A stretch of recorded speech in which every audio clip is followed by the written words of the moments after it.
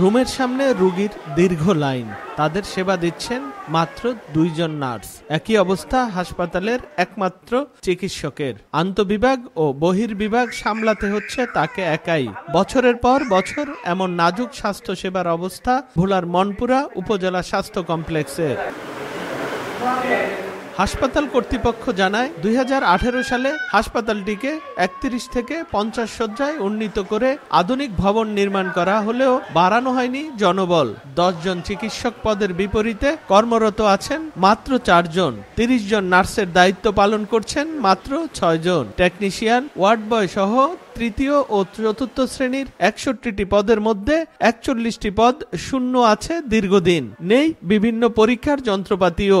এজন্য 8 ঘন্টার কর্মঘণ্টার বদলে অনেক সময় দায়িত্বশীলদের ডিউটি করতে হচ্ছে 16 থেকে 18 ঘন্টা পর্যন্ত।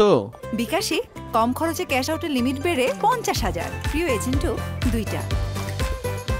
সকাল ডিউটি করার পরে আবার যদি রোগী বেশি আসে আমরা ইভিনিংও করি। পোস্ট অনুযায়ী যে পরিমাণ জনবল দরকার, এই জনবল যদি প্রদান করা হয় তাহলে আশা করা যায় যে আমাদের সেবার মান আমরা এখন যে জায়গায় আছি সেখান থেকে আরো অনেক উপরে যেতে পারবো। জনবল সংকটে এলাকাবাসীর মিলছে না কাঙ্ক্ষিত স্বাস্থ্য সেবা, এতে ক্ষুব্ধ তারা।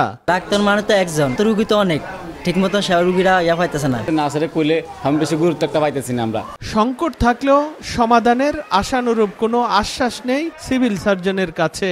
ঊর্ধ্বতন কর্তৃপক্ষকে আমরা জানিয়েছি যে এখানে নার্স পদায়ন করার জন্য এবং চিকিৎসক পদায়ন করলে স্বাস্থ্যসেবার জায়গাটা থেকে মনপুরাবাসী আর একটু স্বস্তিতে থাকবে। কর্তৃপক্ষের দেয়া তথ্য মতে মনপুরা উপজেলা স্বাস্থ্য কমপ্লেক্সের আন্তঃবিভাগ ও বহির্বিভাগ মিলে প্রতিদিন 2 শতাধিক রোগী চিকিৎসা সেবা নেন। নাসির উদ্দিন লিটন, সময় সংবাদ, ভোলা।